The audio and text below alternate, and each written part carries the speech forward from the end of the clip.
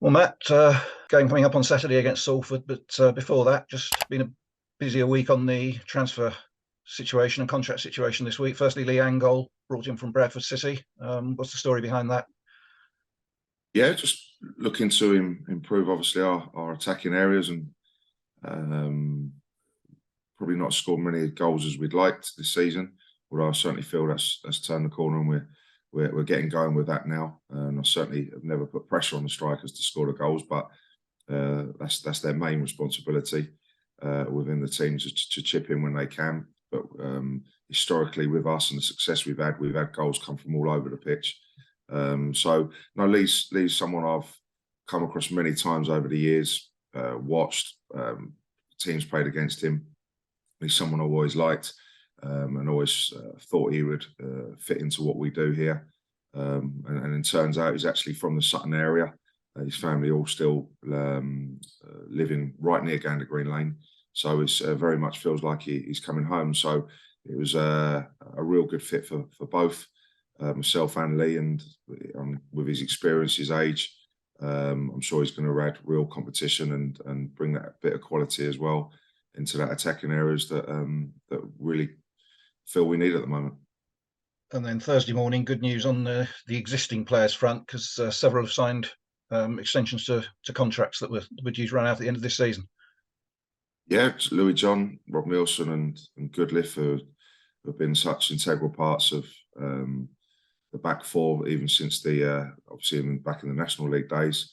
Joe Kizzy signing after we won the league, who impressed us so much at Bromley and has done so well for us, and playing large periods of this season at centre half as well and doing very well. So someone who can play in a couple of positions, a great lad, again in his prime of his career, and really pleased to that back four has pretty much settled last year. Not so much this year, but a settled back four who did so well for us last year. To get those extended is brilliant news for us, as well as for me, been outstanding this year. The player of the season so far for me, Craig Eastman, has been outstanding. The captain and the leader, and obviously someone I inherited, but has been a terrific servant for Sutton United and under Doz and myself. And yeah, delighted to even though he's crossed the line of 30, he's got many more years to come putting on that shirt for us, and delighted to get him extended too. And it must be a big boost to get those sorted out early in the season. It's one less thing to be worrying about as the season gets to an end and during the summer. Yeah, it is nice to get some done. I'll be working maybe on a few more over the coming weeks, but yeah, it's pleasing to get those done now. It just adds a bit of stability moving forward, and that's what we want, because this team, this squad, this club is going in the right direction, and it's good to make sure that those key players are settled and know where they're at with the club and their families and where they're living. And it's important for everyone moving forward. So I'm delighted to get those 5 extended. And with Lee Angol signing now, is the incoming business you wanted to do in the transfer market, this transfer window, just about complete, or could there still be more during the month?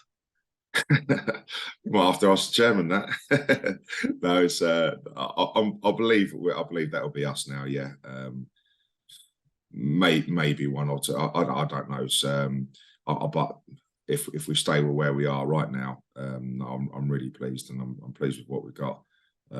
Bringing David and Lee in to add to those, like I've been saying for many months. It'll feel like new signings coming back to us in January when we get those players who have been injured for us for that first half of the season. They'll feel like new signings as well.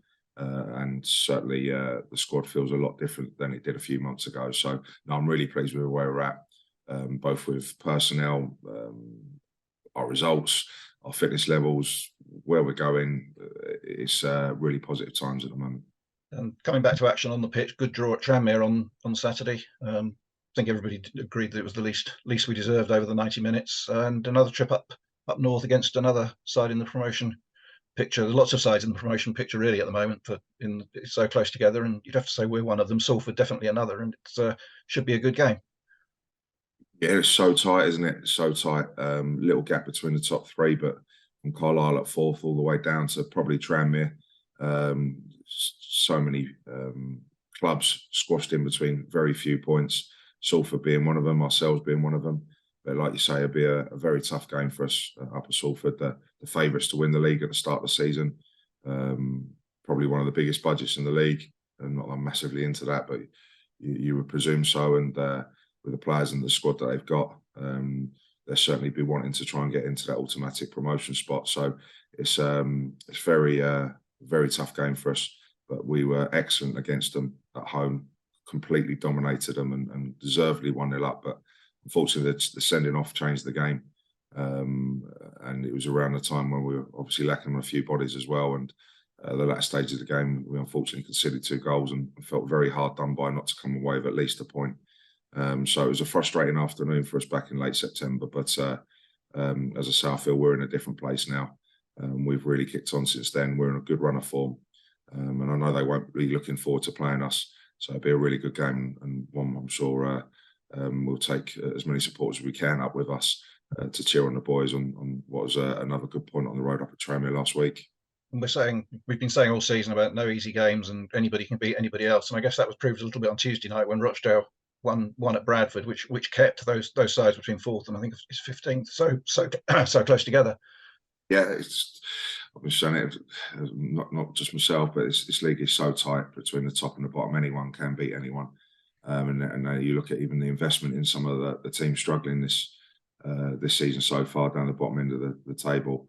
Certainly a hell of a lot of money in this division. Clubs really throwing their cash at it to try and make sure they get safety. So as we all know, doesn't matter who you're playing. Every point, every game, you have to be right at your best to get those points on the board. And just looking at the squad, there was a decent point at Tranmere. Any problems out of that and injury worries going into Saturday, or are we fairly, with the exception of the long-term ones, are we fairly full? Yeah, no, we seem to be okay. We just got one little knock on Saturday, but we're seeing how that is in the next day or so leading up to kickoff. Should be fine. Yeah, injury-wise, other than that, we're not too bad at all. Just Aaron Pierre catching up on his fitness, hasn't played a lot of games. We will use Walton and Hersham on Tuesday night. It all depends on those Surrey Senior Cup games when they tie in for us, to be honest. The previous round, obviously, when it was, but before Christmas, and had no first team bodies at all to be able to play in it. This time around, it's tied in with players coming back from injury, players who I feel I need to get some minutes into. So there will be quite a fair few first team players playing on Tuesday night. Who exactly yet, we don't know until we get Saturday out of the way with. But yeah, there'll be players topping up with their fitness and minutes on that game on Tuesday night, which is at home against a strong opposition as well. So it'll be a good opportunity there for us and a good timing with that game.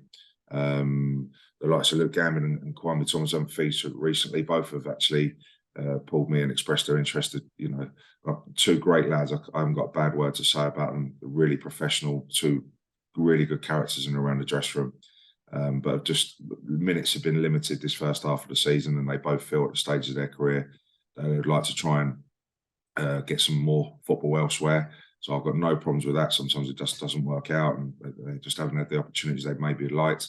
So yeah, they may be looking at opportunities elsewhere. But if that doesn't materialise, then you never know. That it's not done with me. I'm falling out of them. It's still very amicable, and you never know when I might need them, and they might put on the shirt again. But yeah, right now it's trying to seek them opportunities to try and get first team football elsewhere. Adam Lovett, unfortunately, is still just trying to get over this long concussion. So we'll see how he goes, and hopefully the symptoms improve. And we wish him well, obviously. And John Barden is getting some positive news as well from obviously his leg break and on to the next stage now. And John's now back driving, I believe, so he can get into the training ground more regularly and really start up in his rehab. So no, other than that, we're reasonably in a good place. And just looking at Saturday's game, there's been a lot of rain in the week, and the pitch looked quite cut up when we saw on the television last weekend. Do the conditions dictate at all what side you pick, or would you pick the same side regardless of what the underfoot conditions are like? I think you take everything in consideration, but it'd be probably one further down the list, because it'd be on where we're at team-wise, squad-wise, and who we're playing against, to get it right on the day. So conditions certainly do play their part. Does it have an overriding effect on the actual team selection? Probably not. But conditions are certainly something you've got to factor in when you do get there on that match day and find out wind, rain, pitch surface, etc. Certainly do have their factors on a result. So and we're quite hot on things like that. Well, we hope it's brighter than it is. Certainly where I am at the moment. On Saturday, we look forward to the game, and we'll see you up there. Thanks very much, Matt. Brilliant. Cheers, Danny. Thanks a lot. Okay.